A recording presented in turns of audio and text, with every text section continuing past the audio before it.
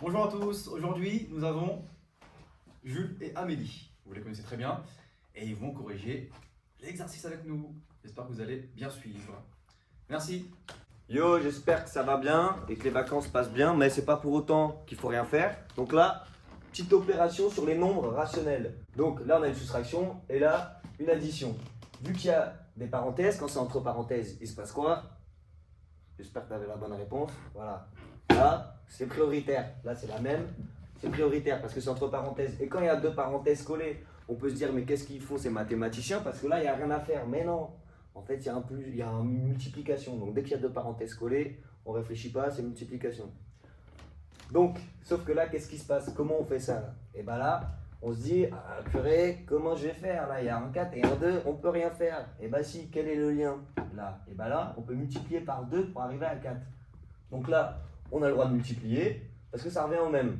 Sauf que quand on multiplie en bas, pour arriver à 4 là, il faut automatiquement multiplier en haut. Donc, ça fait 2 fois 2, 7 fois 2. Ici, c'est la même chose, il faut mettre au même dénominateur, donc on fait la même chose. Là, on fait 3 fois 2 pour arriver à 6, et ça s'ajoute au numérateur, multiplié par 2. Après ça, déjà, tu restes concentré, tu iras manger tes chips après. Après, tu fais tes multiplications, parce que là, c'est en rouge, donc quand c'est en rouge, il faut que tu te dépêches. Donc là, bam, bam, c'est fait. Qu'est-ce qui se passe? On a 14 sur 4, et là, on est à 4 sur 6. Là, il s'est passé quoi? On est passé là, du coup, là, on a juste fusionné les deux. Donc là, vu qu'on avait le même dénominateur, on est à 4. Donc on fusionne. En bas, il reste 4. Et en haut, il reste la soustraction. Même chose pour ici, sauf c'est l'addition. Et là, il n'y a toujours rien. Donc ça veut dire c'est une multiplication. J'espère que tu as suivi. 5 moins 14, ça fait moins 9. C'est parce qu'on est d'accord que 5 moins 14, on va dans le négatif. T'as compris. Donc, moins 9, sauf que vu que ça fait moins 9 en haut, le moins 9, il s'ajoute à toute la division. Donc, c'est pour ça qu'on a moins 9 quarts. Ok, let's go, let's go. Donc, après, il se passe quoi ici? J'espère que tu es toujours concentré parce que à la fin, là, on multiplie 9 fois 5 et là, c'est pas le même dénominateur. Donc, on peut se dire, mais qu'est-ce que je vais faire? Mais non, on s'en fout parce que c'est une multiplication, pas besoin de mettre au même dénominateur.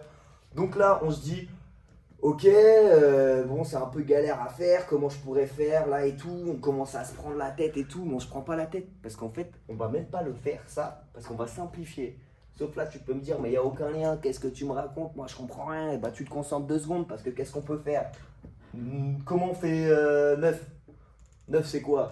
Dans les multiplications, tape 2, 3, 3 fois 3, t'as capté. Ensuite, il y a quoi? Il y a 6. 6, c'est quoi? 3 fois 2, t'as capté. Ensuite, il se passe quoi quand tu regardes là? Oh, j'ai un 3 et là j'ai un 3. Bah, du coup, qu'est-ce que je peux faire? Et bah là, bam, tu les supprimes. Et du coup, ces deux-là, les 3 ils disparaissent. C'est pour ça qu'ils sont barrés en rouge.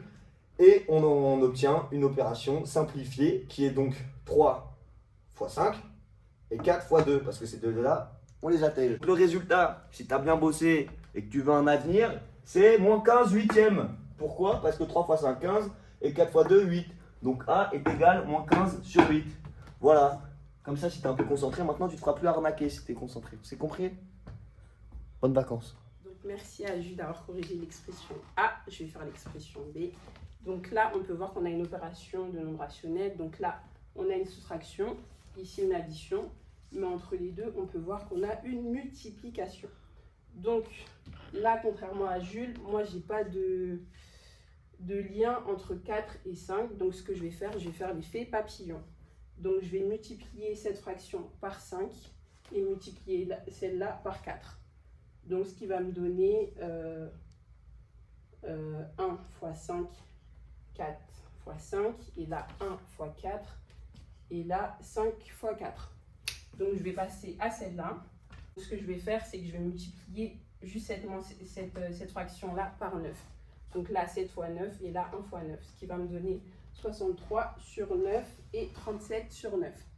Donc là je me retrouve avec 5 moins 4 sur 20, 63 plus 37 sur 9. Je me retrouve avec 1 sur 20 et 100 sur 9. Donc là, même s'il n'y a rien, on sait très bien que c'est une multiplication.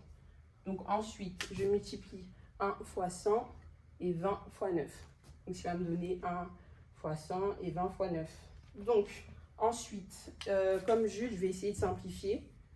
Donc, comme je sais que 100 est un multiple de 20, 1 fois 5, pardon, et je laisse le 1, et là 20 fois 9, ce qui après va me donner 5 sur 9.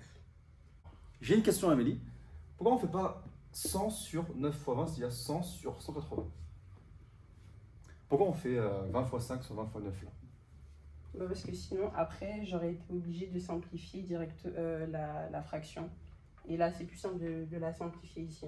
En effet. Donc voilà. En effet, si on avait eu ici 100 sur 180, on aurait encore dû simplifier. Bah, en fait, on aurait simplifié par 20. D'accord? Donc en fait, ici, vous faites une multiplication pour diviser après. Vous vous mordez la queue. Vous faites un travail supplémentaire qui n'est pas utile. Bonnes vacances!